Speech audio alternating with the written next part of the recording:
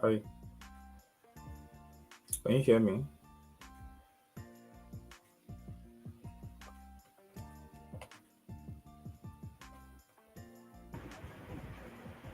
Are you hearing me? Yeah. Okay. Good evening, everyone. Welcome to another live. It's your favorite show, Rich Minds Inspiration Show. We are glad to be showing forth to your um, viewing pleasure this evening, wherever you're watching from. Um, this is a weekly show that we have regularly every Friday by 9 p.m. All things being equal. And with me tonight is Terry. Terry, you might need to change your caption in your name. I'm saying Terry streaming to TikTok. Okay, my name is Tunde, and I'll be anchoring tonight's show. And while we are with other panelists in this live, tonight's topic promises to be very, very interesting. We have experienced panelists that are going to be joining us very soon. So tonight's topic has been captioned the immigrant experience in navigating new horizons. So for those of us that want to japa, there's a lot of education for us to get tonight. So sit back, relax, enjoy the show, call on your friends, share the live while we have a nice time tonight. You might want to join us in this live. Just signify on the comment section that you want to join us, and then we'll share the link of the platform we are using so that you can be able to join us. Okay, so if we are good, let's just set the ball rolling.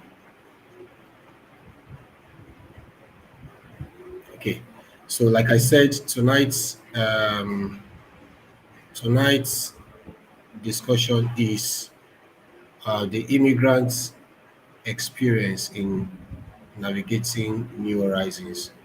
By way of introduction, we'll know that, especially in Nigeria, we'll know that the it is a it's no more news. It's a trend that people move from Nigeria or from wherever they are stationed or domiciled to other parts of the world. So immigration is a normal thing to human existence. So, but people find it difficult when they move from where they are to the place of their choice or the greener pasture they seek, the new country they find themselves. So, how do they adjust to the new life that they see themselves? And for those that have already jackpot, like the popular word we use in Nigeria, those that have already traveled, the immigrants that have already found themselves in that new location, how what do they need to do to adjust quickly to the new environment? And the Japan enthusiasts, those that would want to travel in the nearest future, what are you supposed to know? What are the challenges that you may possibly face? My panelists will be sharing from their wealth of experiences, the mistakes they made, how they adjusted, what they were supposed to have done right, the things they did and that worked for them. All of these things are the things that we are going to be discussing tonight. Like I said, it promises to be a a a full package tonight, and I hope that the 1 hour will be enough because we are just built to spend 1 hour tonight. Okay, so much, much. I've spent about 5 minutes doing the introduction, so let's just go straight to the topic for tonight. So I'm just going to be asking um, Terry. Terry, so welcome again. Thank Um, you. okay, so give us a background about the essential things that anybody needs to know um, when you want to, when you are already having it in mind that you want to relocate from your current location to any new place, any other nation in the world. What are the essential things that you should bear in mind that you should know? Okay, thank you, Tunde, for that beautiful introduction. Yeah, there are a number of things to know, but I will start with a brief introduction myself, just to explain that emigration and immigration are um, things that have always existed since human existence. So people move from one place to the other for various reasons, sometimes economic, sometimes for security reasons, and the list is endless. Even in the Bible, there are many examples of when God Himself recommended His servants to travel or to leave a particular place, sometimes for protection, sometimes for economic reasons. I'll just give two examples. The first one is when the family of Israel, which is Jacob, had to relocate to Egypt, and they were fortunate that they had um, their relative Joseph already settled in Egypt. And this helped this family to be able to survive a great famine at the time. Another example was when King Herod was after the life of the Messiah, who he did not know at the time, but he knew he was a child, and he was determined to have any child killed in the Bethlehem area. And God, through his angels, directed Joseph to immediately immigrate to Egypt. And that was how Jesus Christ's life was spared. And it was only to come back when King Herod was dead. So, anyway, this is just to illustrate that immigration and emigration exist and there is little we can do about it. However, what are the things that we need to know before we make that big move? First of all, we want to be sure of our purpose. What is the reason of doing this? We want to be sure that we know the route we are trying to use and we are meeting up with all the criteria that is required. Because one of the things that happens sometimes is people get stranded, especially when they arrive in their destination without fulfilling all the requirements. So that's the first thing. Identify what you are going for. Ensure that you've met all the requirements to be able to do this. The next stage, if you fulfilled all this, will then be to start your travel process. In a lot of cases, you need to get information. One area that people get stranded a lot is deciding whether to come immediately with their family or to move initially and then bring their family after a short stay. While I'm an advocate for never leaving your family for protracted periods of time, we do know that if you carry them and it's not favorable, you might actually find yourself stranded. So that's another consideration that we have to make. I recall when a friend called me within a short notice that he was relocating to the UK with his family, had 5 kids. And the first thing I said was, "Don't tell me you're all coming at the same time." And he said, "Oh, yeah, we're coming at the same time." He was so excited. I just told him, "If you had spoken to me earlier on, I would have told you one person comes, arrange everywhere, and bring the family." And the truth is, they went through a lot before they could settle down. They went through hell, if I'm allowed to use that word. So that's another thing we need to check, ensure that find out if it's proper or right for you to move with your family at the time, especially when it comes to accommodation, settling down. The first few months, especially if you are going because of economic reasons, maybe to work. So the first few months, you might need to earn some money to be able to rent a proper accommodation for your family and all that. Those are the things you need to check. And then I want to stop here. I want us to just dwell a bit around before you move, before we then go into the things that you might face when you finally arrived in your destination and general advice that we can give people based on our little experience. Hi, Maz. Welcome. Apologies for being Mas, late. welcome. No, we Thank you. understand. It's Friday. Did you go for Owambe? No, we went for something else. Yeah, not Owambe. Because this hair looks like the Owambe hairdo. I didn't You want know,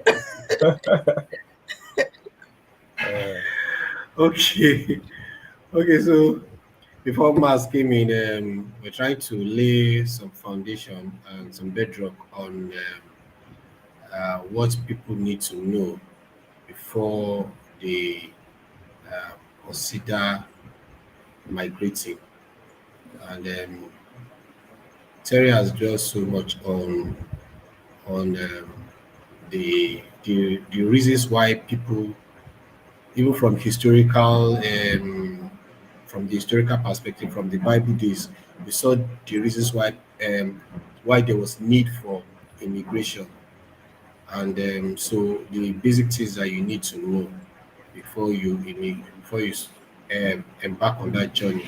So we won't go, because sometimes 1 hour looks as if it's long, but time may not be our friend. So I will just go straight to Mars in asking this question. Um, how can um, how can an immigrant overcome cultural shock and language barriers? Because you find most times that after you've succeeded, gone to get your visas, and you've traveled. The first thing that you are faced with is that change of culture and language barrier. So how can an immigrant overcome cultural shock and language barriers? so to begin with, Maz I would will say this, and I will still expect. Sorry, I will still expect Terry to share from his experience, because of the fact that of the countries that you visited in the past. So, right. Maz, take the floor. Yeah, so to begin with, I always say do your research. You must do your research. You must understand the language. So the first time that I migrated from Nigeria was when I went to school and I went to Cyprus. When they call Cyprus, most of us do not realize there are two Cyprus. There's North Cyprus and there's South Cyprus, and they speak different languages. Okay. So South Cyprus speak Greek, and then the North Cyprus speak Turkish. So when I was going, I had to do my own research. and this was early 2000s. So I have to do my research, find out what country I'm going to. Is an island, understand what kind of what are their beliefs, what's their culture. I was also trying to understand their food so that I know whether do we have African shops there. And at that point, there was no African shops then. It's better now. They have African shops there. So things like that, you do your research. And then when you get there, of course, you're going to definitely struggle a bit. There's no doubt about it. Nothing prepares you. But and sometimes the only thing that I would say is if you've done your research, it can help you a bit. But if you've not done any research and you just went there like that, thinking, I'm just going, the pain you will experience is visceral. It will hit your bones, it will hit your organs. I don't know how to explain it. Because first thing, if you can't communicate in the language that they're speaking there, how are you going to survive? Then my second experience in migration was coming to the UK. Yeah. And I came to the UK. Even if they speak English in the UK, but I was much better then because I was much wiser. From Cyprus to UK, I was much wiser then. I already met quite a lot of British people coming in, and I understood that they're different English. The English that Liverpool people will speak is different. Bromley, from the ones from the Bromley will speak. The one the Welsh will speak to you is different. The ones the Birmingham people will speak, the way the Scottish people will speak, the way the Irish people will speak, they're all different. Even the Scouse, when they speak to you, if you don't put your ear very well. And what prepared me for that was because I studied tourism in Cyprus. I worked with a lot of them there. So I kind of, my ear tuned. When I'm talking to this person, my ear tunes immediately. I started learning to tune. Then when I came here, I was like, okay, I'm here now. I need to deal with this when I'm on, when my, some of my, because my career journey, I worked on call centers as well. And I worked with shipping line. So a lot of customer service, when you're speaking to them, you have to understand, what are you saying? Instead of all those things like, you understand, like you say, pardon, I beg your pardon, Come in. sorry, can you come again, please? Also, another shock that hit me is the fact that you don't owe here. Oh. There's no like, I want to owe you money. It's written down. So it's the way you, let me explain myself. You know how you go to someone's shop and say, I want to buy something and come and pay you later. It doesn't work that way here. The way it works is, like for instance, your phone contract is a contract. They'll give you payment, installmental payments, and you cannot miss those installmental payments. So these are things that I have to understand. It doesn't work like that from Cyprus. When I moved from Nigeria to Cyprus, I understood when you go to buy something and you're not able to pay the full amount, like cash out. You actually do installments. There's another option, payment option, where you do installment, and you cannot miss that installment payment because it affects your credit rating. And here we live and breathe credit rating. Credit rating is you see credit rating and you see reference. We don't joke with that. When you live in a house and you destroy the house for them, reference go hard you. Or you worked in a company and you left a very bad reputation. Not only have you shut the door for yourself, but you shut the door for other people that look like you. That's what people don't think. I always think of how will this action I'm making affect other people coming, to people that are coming. It's not just about me. Am I burning bridges? Sometimes we have to think critically. Am I burning bridges for other people that you never know tomorrow? So I think that one of the biggest problems immigrants face is understanding the way of living in that place. And the only way the only suggestion I can say is you actually need to do your research. And when you get to that place, try to integrate people. Don't just go and form alliance with only your own country people. Because how would you both know? How would you all know how to? Yes, it's good to have alliance of have meeting like meeting of Nigerians in Edinburgh, Nigerians but actually try to understand the people. Don't be so quick to write them off. I hear people saying, their food is bland, writing them off. You need to get to know them. How if they tell you your food is sticky, how will you feel? It's when I came here, when I went to Cyprus, I started understanding that some of us are very racist. Nigerians, we don't realize it. Africans, we don't realize Of sometimes some course. things we say it without filter, and it's quite cutting. It's quite hurting, and it cuts when the way we say it to people. So you need to learn to integrate with the people you're there. You are there as a visitor. You're there as an ambassador, if you like. I would say we are ambassadors. We are immigrants here. We should also know that these people have accommodated us. we also have the responsibility of understanding them. Yes, it's not everything I will take on. It's not all their culture I will take on or all their beliefs I'll take on. But I owe it to these people who have welcomed me, whether they welcome me or not, or I'm here already. They, at least they didn't kill me. Let me actually try to integrate to know them. Thank you. That's that's um expository. So Terry, what's your take? How can immigrants overcome cultural shock and language barriers? Yeah, so I'll just build on what Maz has said. I'll start with the cultural aspects. Like she said, research. You have to research. You have to ask questions. If you have the privilege of knowing or belonging to groups where you can discuss these issues, like WhatsApp groups, they are very common these days, then utilize it. Um, then be prepared for the worst. Just be prepared because no matter how much research you do, things will keep popping up. Even till now, I'm still learning new things. I'll give you just one example. In the nature of the work I do, I interact a lot with very vulnerable people. Sometimes they are in pain.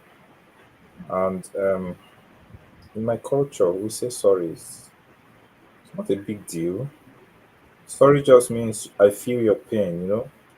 But over here, sorry means I am at fault. So please forgive me. It took me some time to be able to adjust to just that. That's just a very little example.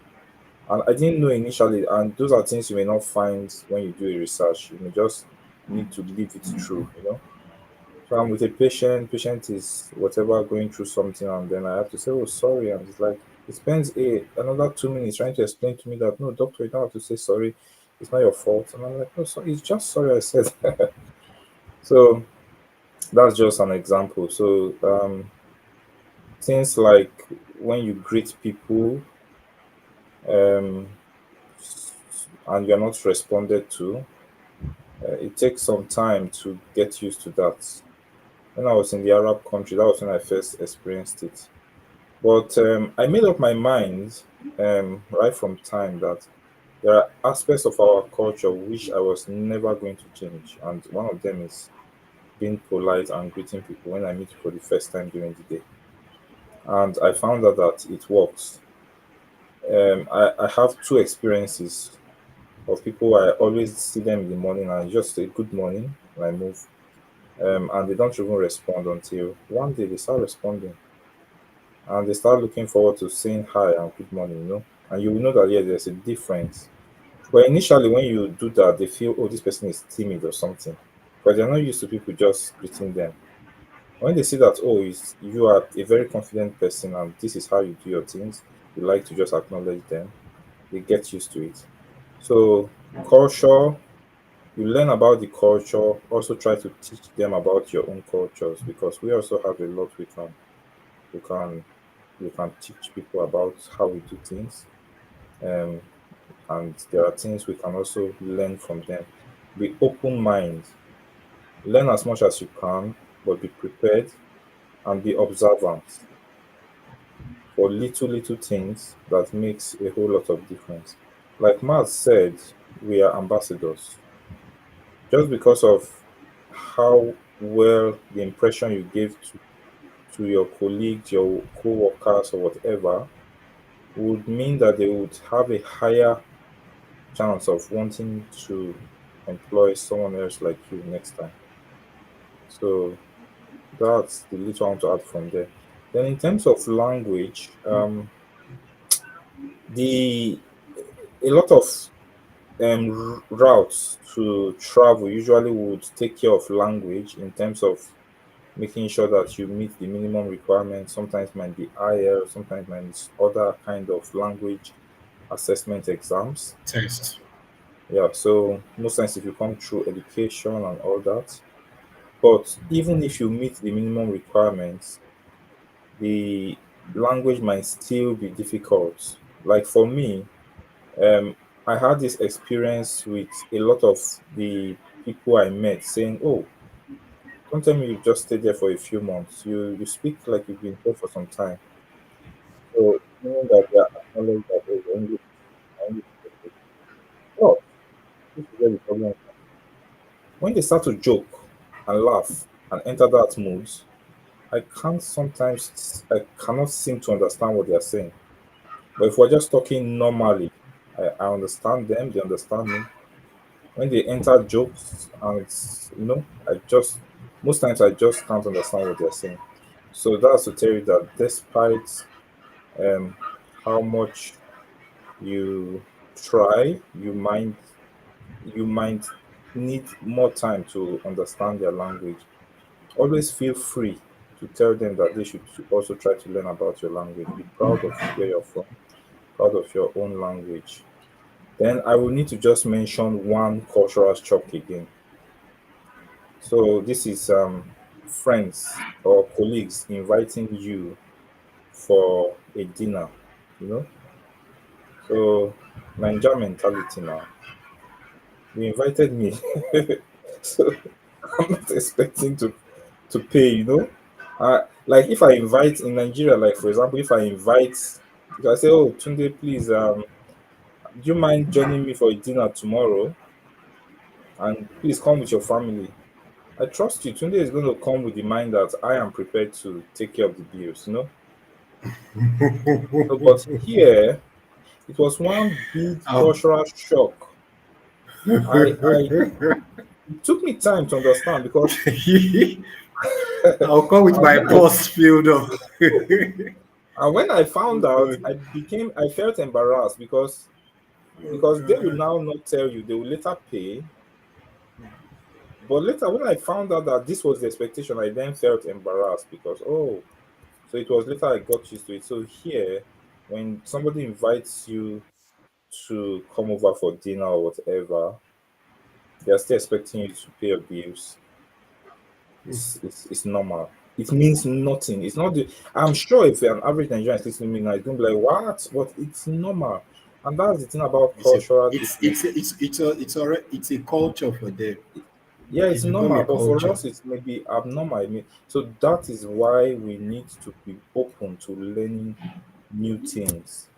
Another one that shocks me, sorry to interrupt, another Yeah, one yeah. that shocked me was when I was invited for a wedding, and you actually had to we actually had to pay for the drinks. Yeah. Yeah, yeah. So I was like, I thought, how can you give me food? You want to choke me? The food was, and again, the food is what they give you. It's like our expectation, like plenty food, like all that. But it was quite. I mean, they're very, yeah, for the UK, yes, but in Cyprus, funny enough, their behaviors is very much to our, because I would say the Turkish they're very homely people. The food, they pay for everything. When they accept you as their own, they love you as their own. So I say I really enjoyed my stay in Cyprus. When you once they like you and they take you, they see that you're like part of them, and they're not like that. They are very homely people. So when they invite you to come to their house, they actually invite you to come and have food, and they love food a lot. Yeah. Sorry about that. I just wanted to mention the No, wedding. no, it was a nice No, no, interjection. Yeah. that's So I fine. think That's I'm nice done. addition. Mm. Yeah, that's nice addition. Okay, now let's bring this thing back home. You see, many people wants to Japan, but many of the things that we hear about those that have successfully moved to nations like the UK, for instance, when it comes to their marriage, we hear a lot of things. We know that over there, their laws favors the women or the female gender. Now, for those men that wants to travel with their wife, what kind of preparation, what kind of mindset should they have? And in your own experience, what do you consider to be the reasons why? I don't know. That is what we hear. Many marriages. I don't have the statistics to that, but we hear that most families that were doing fine, or most couple that were doing fine, as soon as they travel, they began to have issues. You know, the issues of responsibilities and submission and all of that came up and all of that. So hitherto when they were at home, they were fine. So what kind of mindset should somebody that wants to travel, wants to Japan, Dr. Terry, you want to as a hit them with couple, this first, or do you want me to go first? Dr. Terry, what you want to what do? kind of mindset? Okay, let me go. Let me So go first because he particularly mentioned gender side. I'm good at it. I'm good So at it. Both of you are let me start. experienced. Yeah. So yeah. So I would start by saying that I want to correct, in my own opinion, I'll correct a bit of misconception that the system favors a okay, gender. I do not belong to that way of thinking. I just think that the system um, supports protect. or creates an environment that supports vulnerable people. And so, because children and women can be vulnerable, which is the truth, so it tends to be more obvious. And when it comes Okay, to gender wars, I mean, many diverse stuffs that we've heard about. The truth is that if you go in depth, um, the men always have equal opportunity to prove their points. So it now depends on how far you are able to go and what proofs you're able to bring. At the end of the day, in diverse issues, for example, the aim is always mostly to protect the interests of the children. So I find that a lot of men might not be um, willing to go the extra mile, or sometimes are quick to just let things be, and then it gives the impression that it favors the women. There might be some truth to it, but personally, I don't believe it's completely true because whatever case scenario you give, there's always examples of the opposite the happening. opposite. When you say the man was the one taking care, the woman was the one taking care of the children, the man suffered this, suffered that. There's cases of the opposite where the woman was the one suffering. So it all depends on the particular case. But that That said, you are open to. yeah. So, but that said, it's then important to address the fact that um, if we are scared of going to a developed country because of some issues, sometimes it just means that we should or need to work on our way of life, and then um, that might help. Then also, there is the area of considering your particular situation before moving. You understand?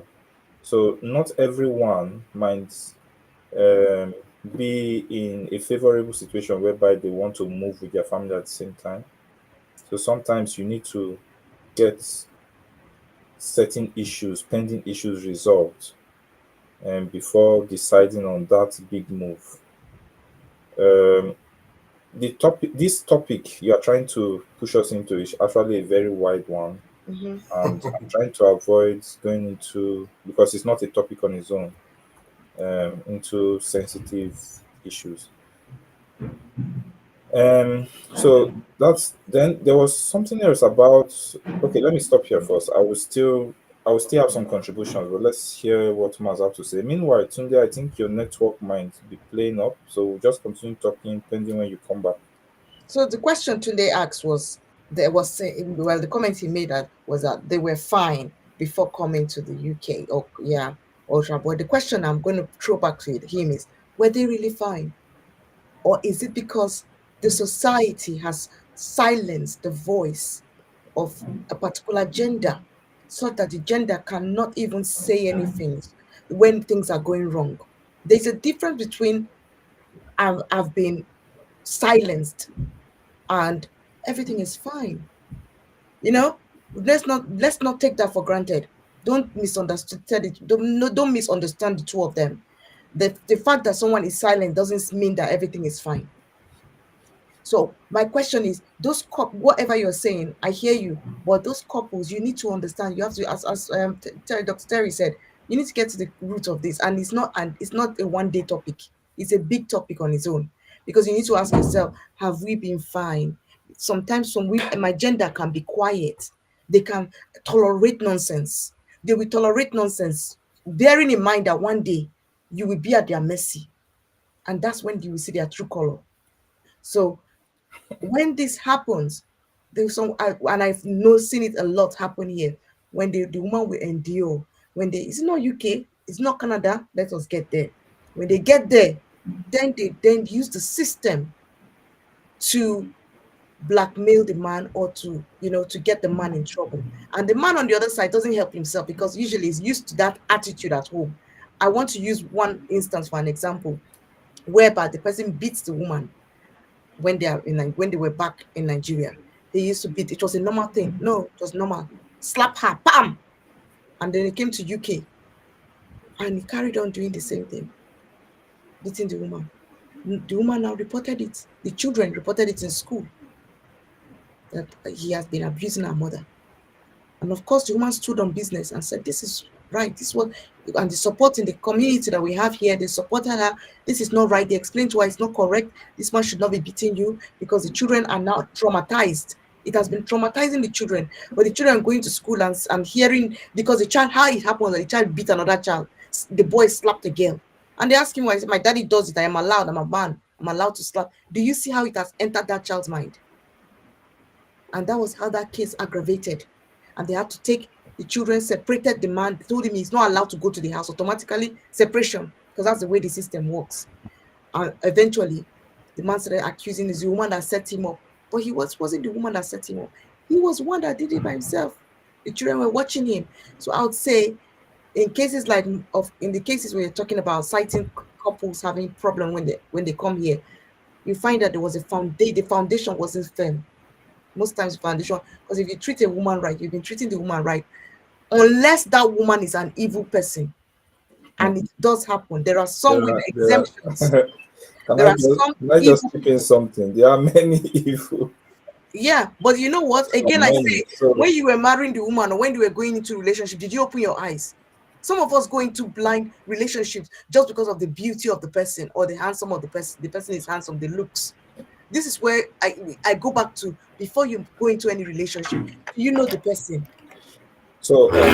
Mas, there's a reason why I didn't want us to go deep into this, because the reason is that there are many angles to it. One angle is where you said, but it's not always that way. Mhm. So I just don't want us to go deep into it. But the truth is, there are the kinds of stories we hear, which sometimes is not really the fault of the man per se.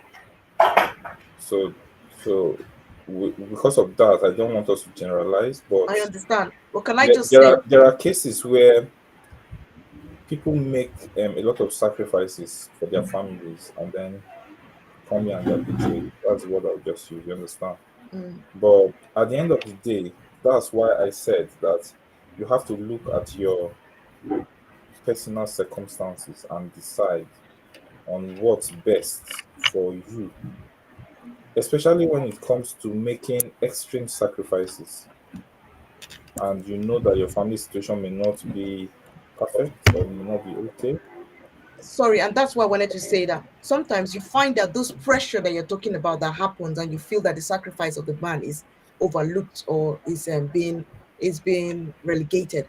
You find that a lot of, and again, it's this I'm citing. I can't call him, so I'm just using a situations where the family have come as a large, immediate, like the five of them have come to the UK. They've all, the father, the mother, three children have come to the UK, and that is a lot of pressure. Imagine, even we that we have already settled here, it's pressure to take care of three children, family, and it's just one person that is working. Do you understand me? That pressure was a lot, which takes me to the thing that when you are planning to come to the UK, ask yourself, are we buoyant enough to survive 5 of us. Sometimes the right step might be to one person to come, the husband or the wife, whoever, to come first, start preparing, and that way bring the other people, the other family, rest of the family. I've seen instances where the wife might say, I can't let my husband go alone because I don't trust that he'll be able to stay without me. Maybe you start having relationship, I cannot do distant marriage, distant relationship. So I have to come with him. If it works for you like that, but your pocket, again, it's down to what you have. Because when pressure enters, it can affect the dynamics in a relationship. Pressure can break people. And I tell you, I'm sure Dr. Terry, you understand when I say pressure. You have to pay for the rent. You have to, in fact, to find the house. Because some houses will not take you and your family.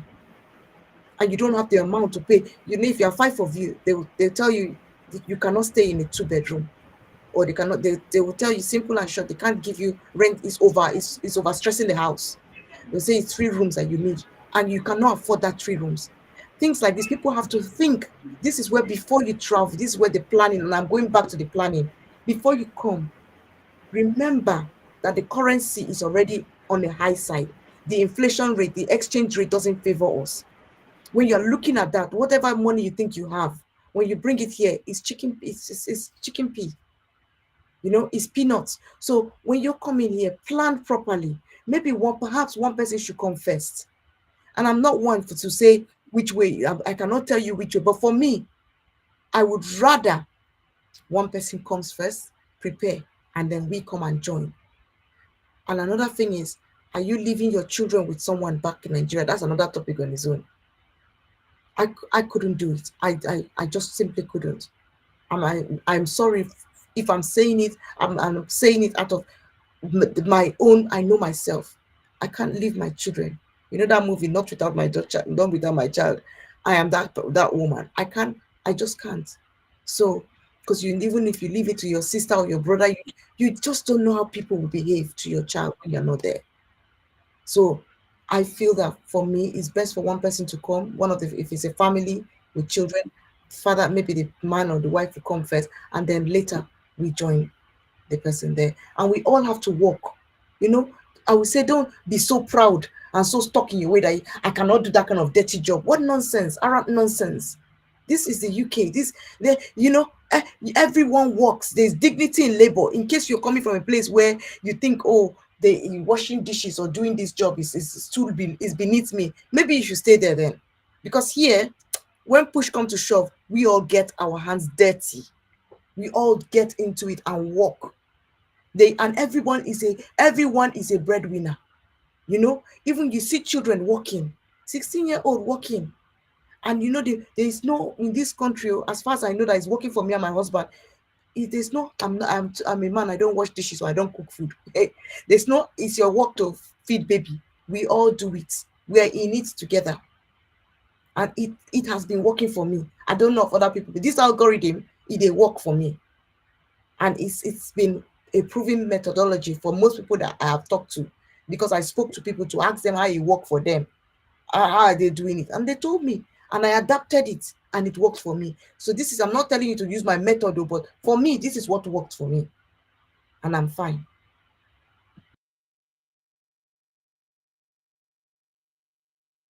You're muted. Sorry. Oh yeah, thank you so much, Miles. Yeah, yeah, very. I like the contributions you have given. Tunde, are you still there? Tunde has japad. Yeah, yeah.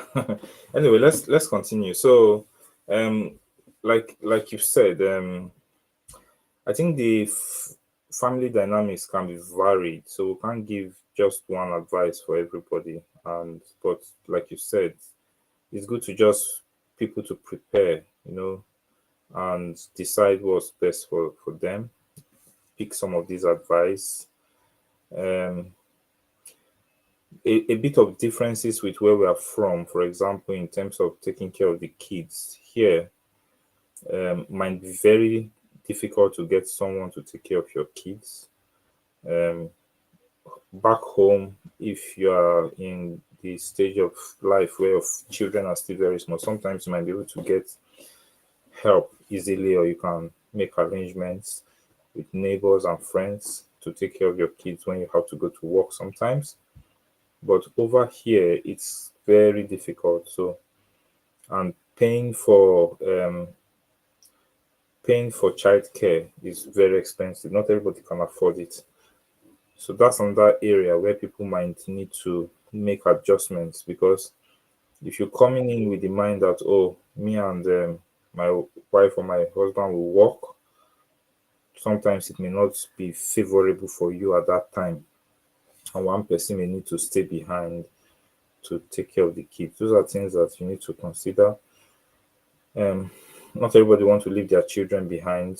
For me, I think it will be almost impossible for me to do that. Same with spouse, family, and all that. Some people want to always carry their family along anywhere they are going to.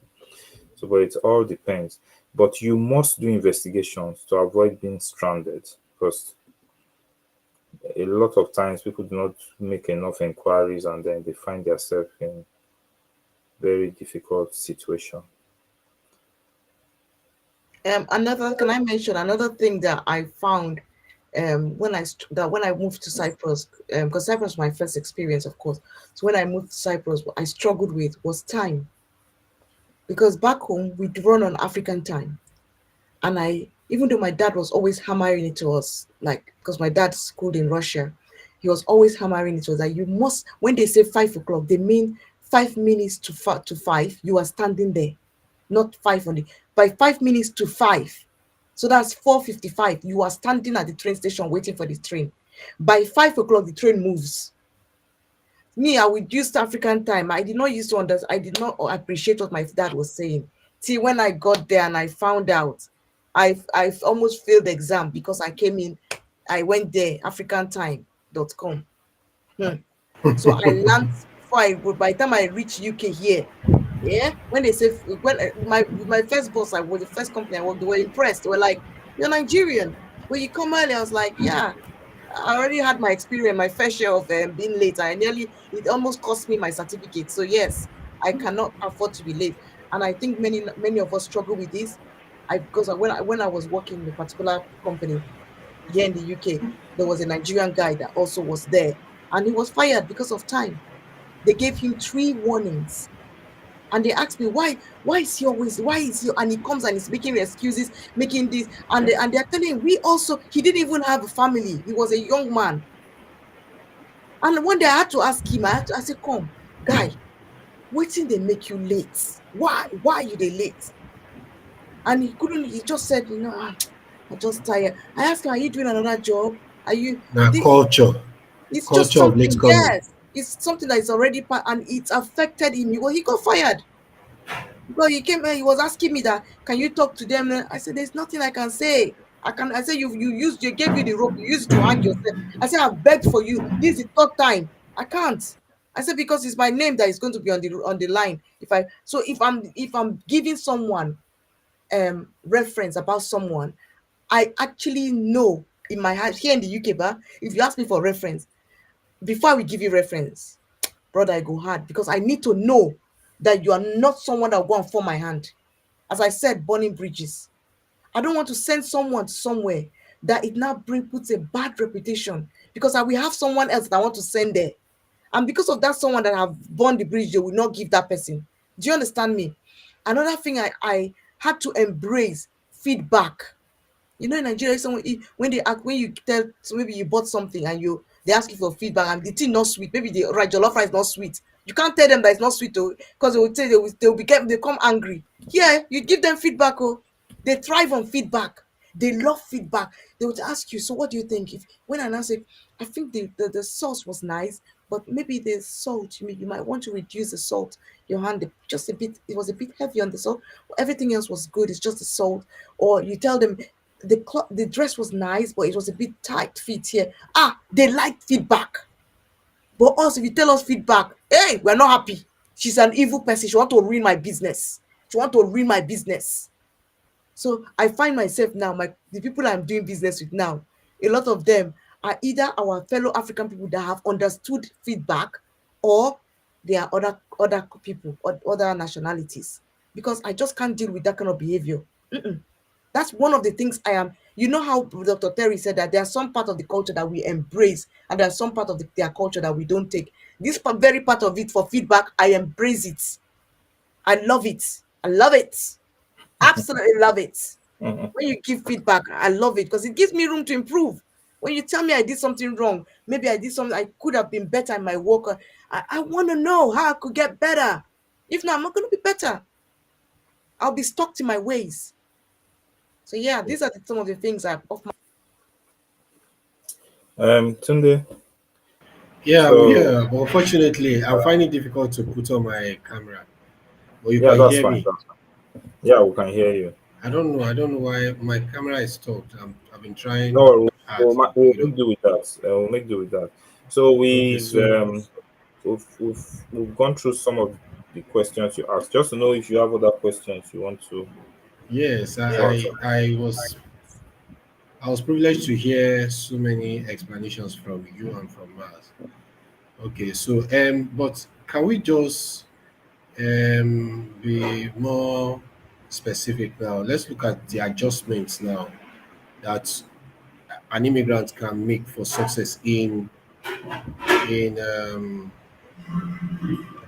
well, you have touched them. You know, we talked the cultural adaptation, language barriers, how you can adjust, and social integration. And what about the your professional life and your financial stability? How do you adjust um, professionally? And you know, Mars talked about that this culture of this habit of late coming. You know, can do you have any inspiring stories that people might want to hear that of habits that people bring from their home country that's that mad them, or habits that we employed in the new place we find ourselves that's made us. Just share with us. Okay, so the questions are very hot questions.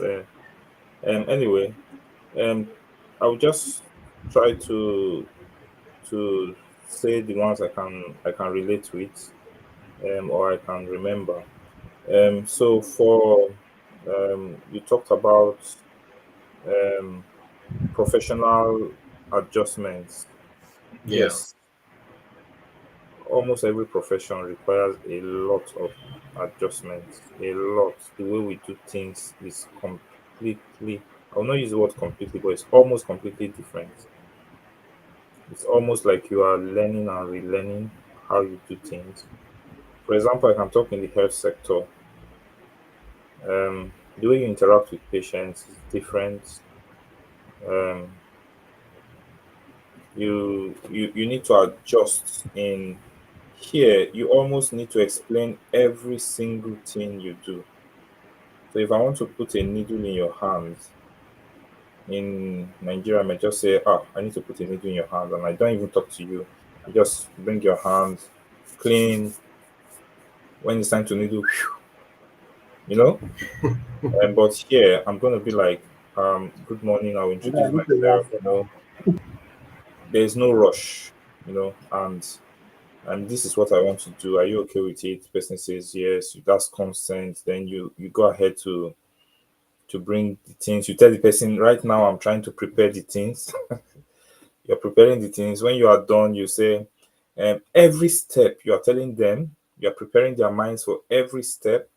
Right now, I'll be putting in the needle. So each step, so that's one thing I had to learn. The truth is that the everything is different. Is it the instruments we use? They were different. The ways of doing things is different. So professionally, you will need to do a new overhaul of what you know and learn something new. Um, most professions will use a bit different instrument from what you do. For example, if you're a vulcanizer, Um, the way you do your vulcanizer in Nigeria might not be the same, and so you need to learn how to use the instruments they have. So it just applies to every profession. And then what was the other parts? You mentioned profession and sorry, can't remember the other one now.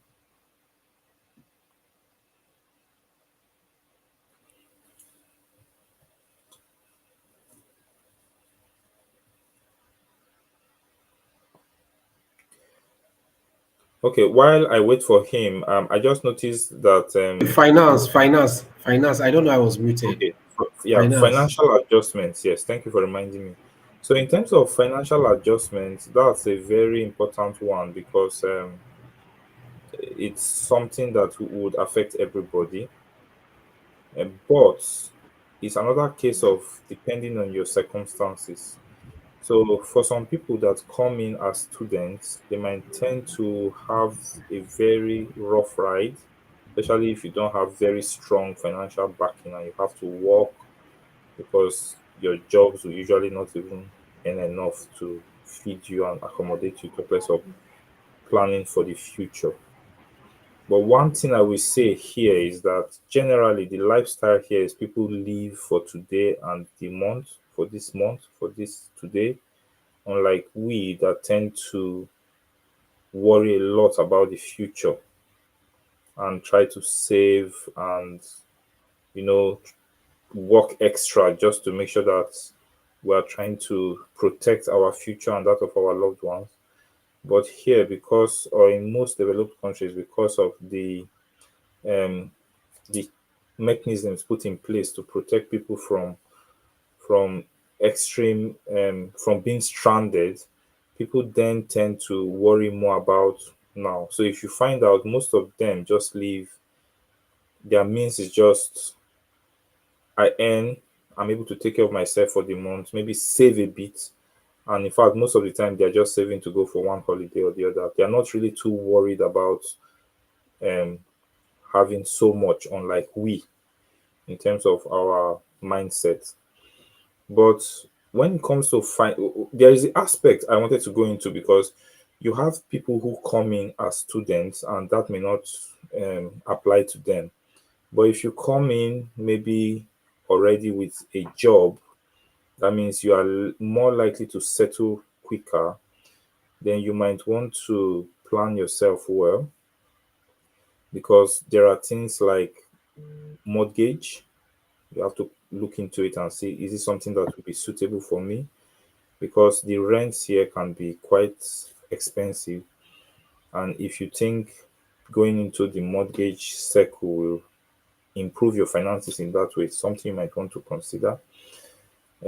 So those are some of the financial differences, unlike in our side. Like for example, in our area, if I'm interested in getting a house for myself and my family, I'll be thinking of how will I get the money to build the house. Either I build it gradually or I buy it outright. But here, it's almost impossible for an average person like us to be able to buy a house outright or even build one. So people will tend to use the mortgage methods where they pay parts and then the bank pays the rest and then they pay the bank gradually. So that might be another difference that we will consider. Let me stop here. Can I just come in there with that respect? Let me touch on the finance part. With the finance Okay. part, you mentioned that there are mechanisms, and can I be very clear? The mechanisms that are there when you are paid your salary before your salary even touch your account, they have cut a chunk of your salary out to cater for your future. So these are the mechanisms. You pay NI, you pay some other insurance and other things that are put into this thing so that when your pension, when your pension and everything, when it's time for you to exit the workforce, that would then cater for you. But back home we don't have that. Even the gratuity is ghost names that fool the We gratuity. we have we have we have, but our own is not functional like It's the not effective. it's That's not what I mean. organized. It's ghost names there. People are some people have put the names there to be eating the money, so it's not reliable. Another thing is with the finance thing, most of them they save, but they, as my brother said, they save towards they have like maybe I'm going on a holiday or I'm getting married or I want to buy a car, and they do that. Another thing that I also noticed, which is not anything to do, it's not finance, the way they dress. You so back home we used to gadge up, gadge up and go to office. Here they don't do. They know they do 'em. They can have just like three clothes, three trousers. Am I lying, bro? No, no, no. Bro, it's me when I was like, why am I overdressed than my boss? I'll ask him, and this is someone that's getting like how many figures more than You, me. That's you, I beg, oh you, God, I beg, oh, but they don't go you end fire up me because paying salary sorry, instead of receiving. I say you end up paying salary instead of Abi, receiving. yeah. So they don't. There's this kind of humility among in their kind of the way they dress. They're not, or should I say, I don't want to say they don't know how to dress, but they know how to dress, but they don't just feel the necessary. And it's us that actually spend, which I find ridiculous. We are the ones that kill money buying this designer, that designer. They don't. They can have maybe just one designer shirt, and that would be what they wear anyway. And the other thing I would say is with planning towards your stay, especially when you jump in, I would say keep money for your renewal of your visa. Hey, it is not a joke, Yeah, especially if you are five of you or four of you or three. The that's true. money is real and painful to pay. Yeah, From day one that you enter, you open your account and start saving towards that. Because when it's time to Valid don't wait. advice. When it's time, that is when people are running head center asking who will help me with money, going to one church, one place to another, trying to collect loan. it's very When Hmm. expensive. Yeah, that and I find that people are sending money home to build house when you have not finished paying for your stay here. Hmm. Somebody should advise us, or we should advise ourselves. You can, know, can I when can I chip in I something want about to. what you just said? So it's just unfortunate that this orientation is coming late, and I personally suffered it initially. But I think a lot of people are becoming more oriented. Wiser. Um, this idea of this attachment we have to home, such that we want to throw the money back, we want to invest, we want to build. A lot of people are falling into trouble. A lot of people have worked their lives out, worked their ass out, and little to show. So it's one area that people should learn. When you come to a new environment, consider if you can invest there, if you can grow there. There is nothing wrong in future selling and going back home. So most people didn't know then. So what people used to do, they are building house that they will live in when they are old. You find people 30 something years, 40 something years worrying about when they will retire. I never Unfortunately, going back home. Some of those them never houses, even go. some of them never go. Even when they finally go, the house may not even be there. The house might have been sold. The house might even be there but dilapidated.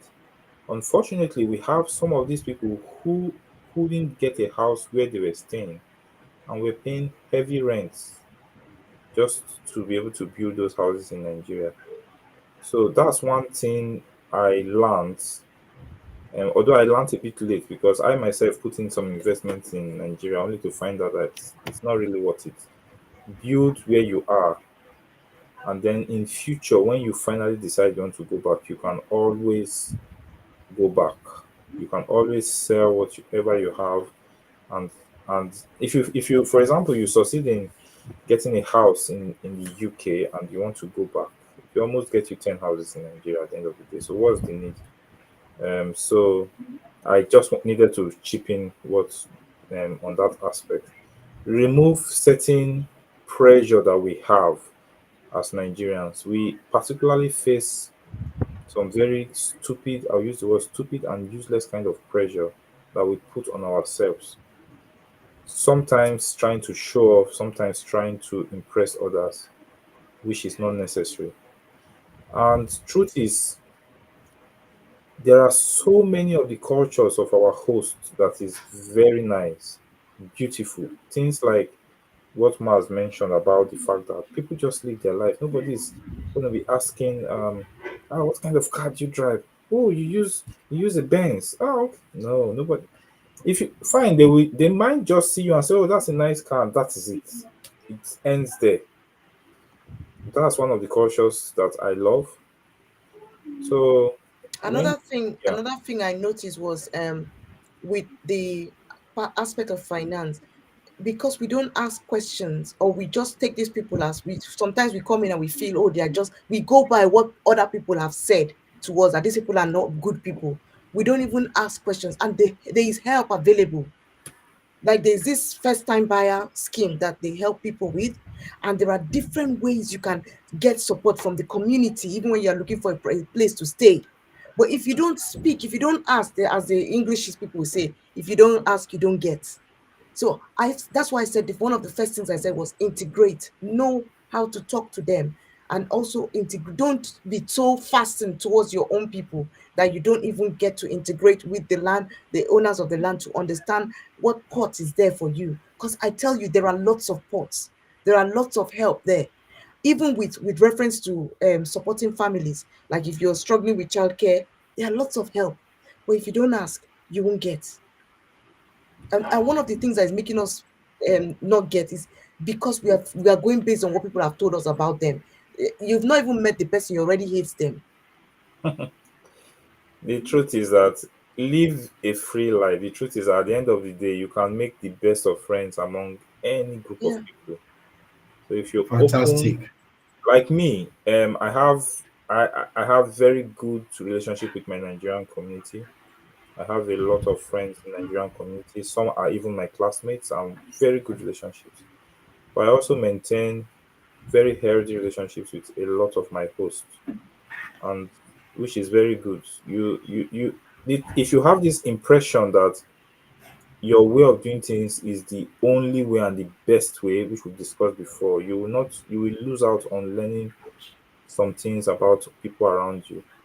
But if you are open, you'll find out that there are actually things we do which may not be the best and you may want to change them. And then you'll find out that there are things they do that you would love to adopt, and then you become a better person at the end of the day.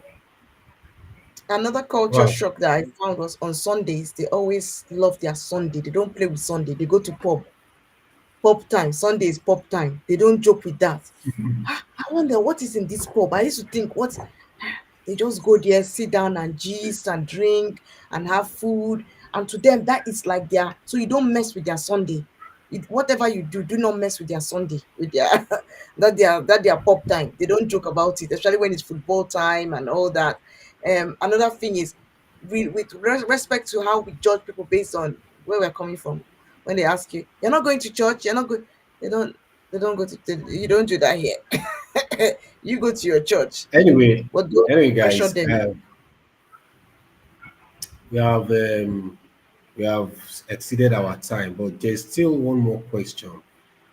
Two in one question. I'll just like us to answer in one minute. I'll start with Mars, When you and say that 1 minute, question just is so I'll just start with Mars. So that is, what are the emotional and psychological challenges that an immigrant will face, and what are the strategies that he or she can employ in overcoming such challenges or obstacles, We've emotional and mentioned psychology.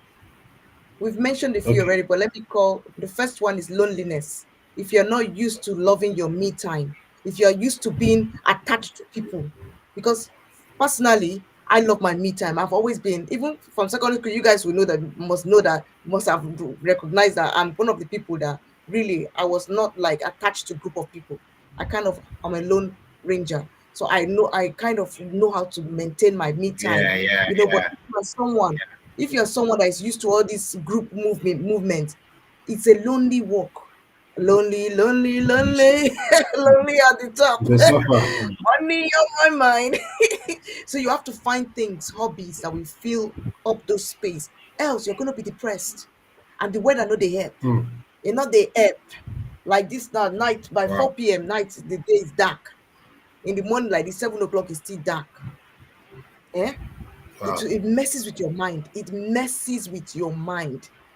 So you need to Hmm. you need to be You need to learn to love yourself, your me time. Feel out, go for a gym, look for exercise, look for things to do, keep healthy, eat healthy.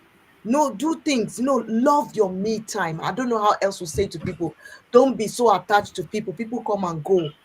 Learn. Don't be a group. It's good to have party and go for one bear, but learn to love your space and your me time. Learn to mind your business. You understand? And which takes us Yeah. next to the next one. I will say, mind your business. No, they put nose for people to talk. I'm sorry, let me say it in here. Mind your business. It's very important to mind your business. Thank you. Terry, Alpha, any Okay. additions to that? Yeah. Here, just it all depends on you and your circumstances. She has given examples. Be open. I'll keep saying be open to learning new things. That's the way to cope. Um, if you Okay. have family, it might be easier because you come home, you have people you can interact with. You have a support system. Um, However, if you don't, because of the way the system works, whereby people can be quite careful with others.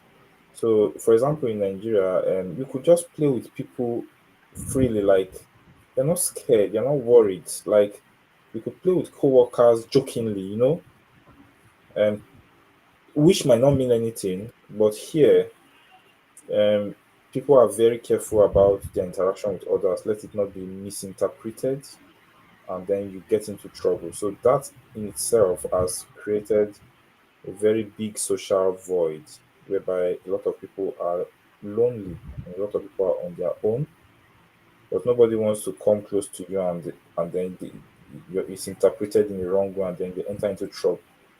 We also know about the LGBT, meaning that back in our country, no matter how I touch Tunde, it doesn't mean anything because it cannot be interpreted anything. But here, a man jokingly touches you could mean something and you could interpret it somehow. So what does this mean? People are very careful, and so the effect is that a lot of people might find themselves living alone. This then brings me to one of the areas you can support yourself, and which is associate with people.